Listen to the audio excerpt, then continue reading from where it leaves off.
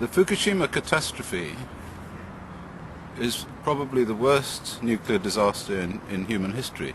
It's certainly worse than Chernobyl. The contamination from Fukushima has gone as far south as Tokyo. I have measured it personally in air filters from cars. At least 12 different air filters from cars were sent to me, some of them from the south of Tokyo, and many of them from 100 kilometers away from Fukushima, and they contain very large amounts of radioactivity in them, high levels of cesium-134 and cesium-137. So we can conclude without any doubt that that area, up to 200 kilometers, maybe more, away from the catastrophe site, has been seriously contaminated with radionuclides. Now, if the cars are breathing this material, then so are the people, and so are the children. And so the children will be contaminated with radioactivity. We've recently heard that the Japanese government have been doing whole body counting, that is to say they've been putting some people inside a monitor to see how much cesium is inside them.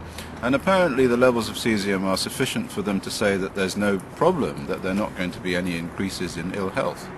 At the same time I hear reports from Japan, from mothers of children, who say that they're showing all of the signs of contamination with cesium that were also found by my colleague Professor Yuri Bandashevsky after Chernobyl in the areas of Belarus that were contaminated similarly with this substance, cesium-137.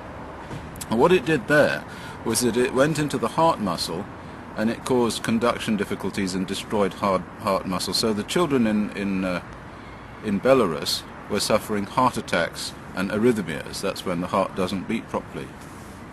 And of course later on in life they die young from heart disease because the heart cells don't replicate themselves. The heart cells, you get all of your heart cells at once. You get maybe 1% increase in heart cells per year. But over the period of time we're talking about, there's going to be no replacement for the cells that were damaged by the Fukushima catastrophe in the children.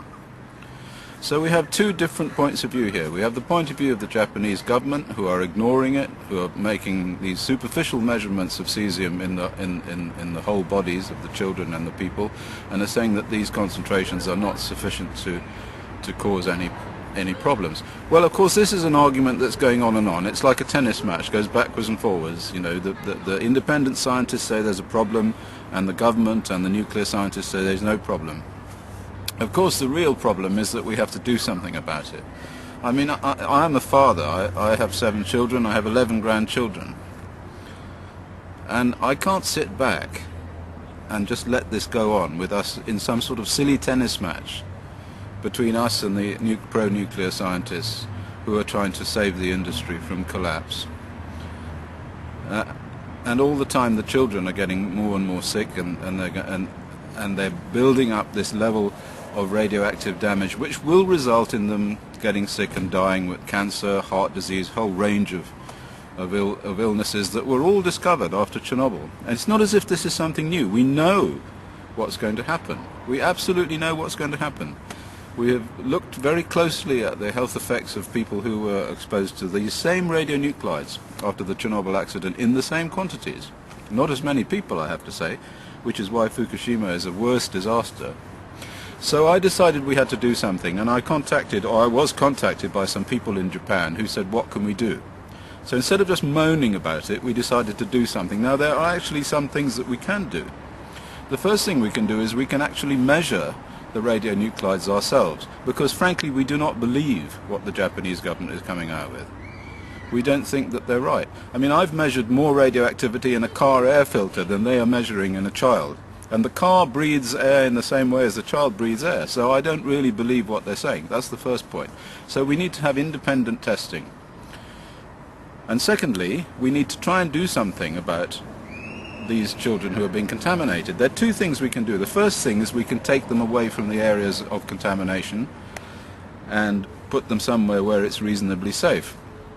But that leads us to another problem, because what's happening now, as I'm told, is that the Japanese government are trucking radioactive material from the Fukushima disaster area, where it's contaminated, all over Japan. And even as far south as the south of Japan, we're now getting reports of radioactive material being taken all the way to the south of Japan to be burned. Now, what possible reason could there be for burning it as far away as that? I'll tell you the reason.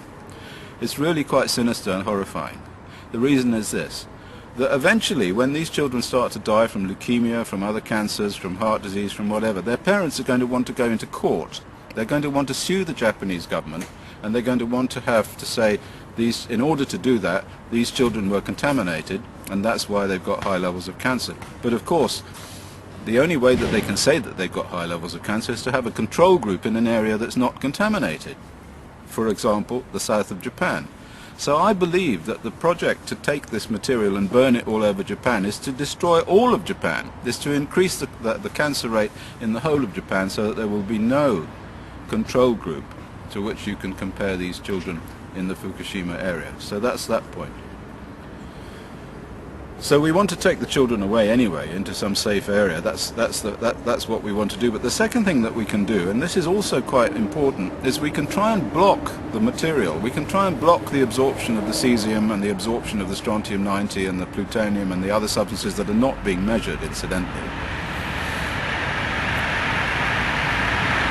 You have to wait a minute now because there's a train passing.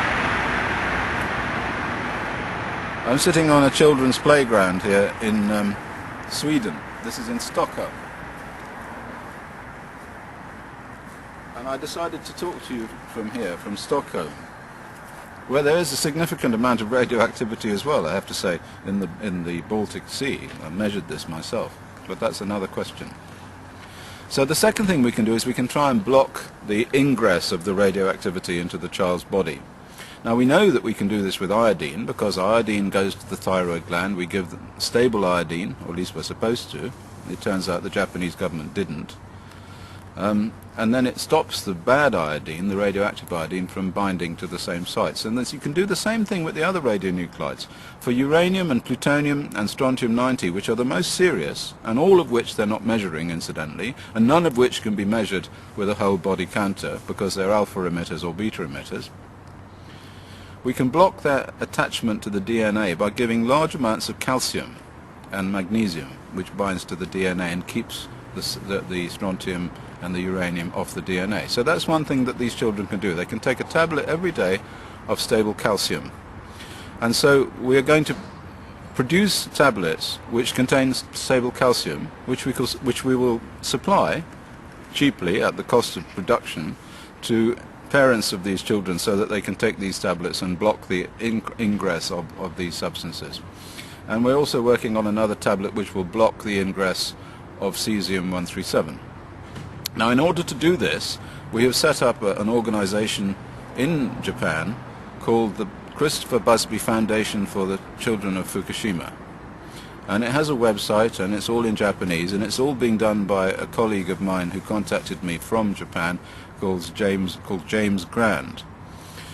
In addition to this, we are going to purchase a large number of highly sophisticated radiation measuring devices from Europe, from suppliers in Europe and suppliers in the Ukraine. And we're going to make these devices available to the parents of children to measure the concentrations of these substances in the food, and also to supermarkets, and we will measure the substances ourselves. We will set up a laboratory in Japan so that people can bring these substances to the laboratory and find out the truth about the concentration of radionuclides in these substances. So these are the things that we want to do, and we want you to help us to do this in any way that you can. This is an operation to save the children of Fukushima, because we do not believe that the Japanese government is doing anything to save the children of Fukushima. They are operating on a principle which is the principle of saving not the children of Fukushima, but the international nuclear industry. And this is disgraceful. Thank you for listening.